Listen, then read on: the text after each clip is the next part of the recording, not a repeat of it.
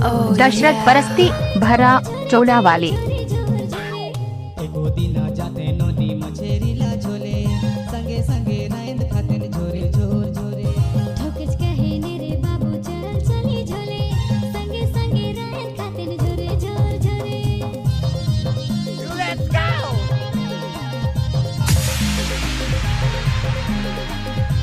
Director बाबू Dashrath Paraste.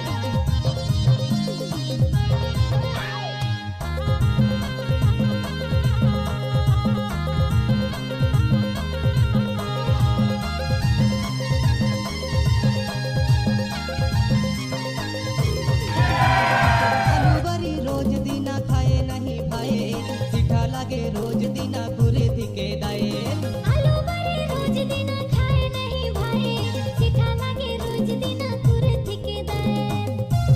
Mix by Dashrath बाबू। आलू बरी रोज दिना खाए नहीं भाए, सीठा लागे रोज दिना पूरे दिखे दाए।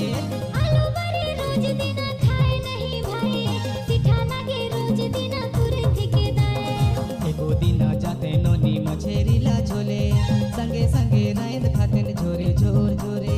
ठोकच कहे मेरे बाबू चल चली झोले, संगे संगे रायन खाते झोरे झोर झोरे।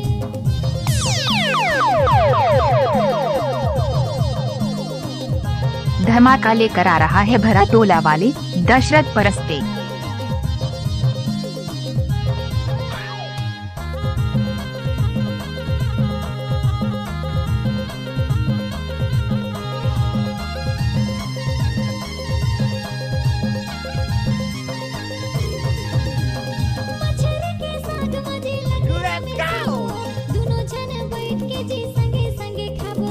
मछेरी के साइग में जी लकड़ा में साबो, दोनों जने बैठ के जी संगे संगे खाबो। I love you. जोर से कहो। I love you, I love you, I love you, I love you. दोनों जने बैठ के जी संगे संगे खाबो। मछेरी के साइग में जी लकड़ा में साबो, दोनों जने बैठ के जी संगे संगे खाबो। ठोकच कहे मेरे बाबू चल चली झोले, संगे संगे रायन खाते झोरे झोर झोरे। एको दिना जाते नोनी मछेरी ला झोले, संगे संगे रायन खाते झोरे झोर झोरे। झोरे झोर झोरे जी झोरे झोर झोरे। दोस्तों, हमारे वीडियो पसंद आए तो लाइक और सब्सक्राइब करना ना भूले। धन्यवाद। झोरे झोर झोरे। ठोकच कहे मेरे बाबू चल चली झोले, संगे संगे रायन खाते झोरे झोर झोरे।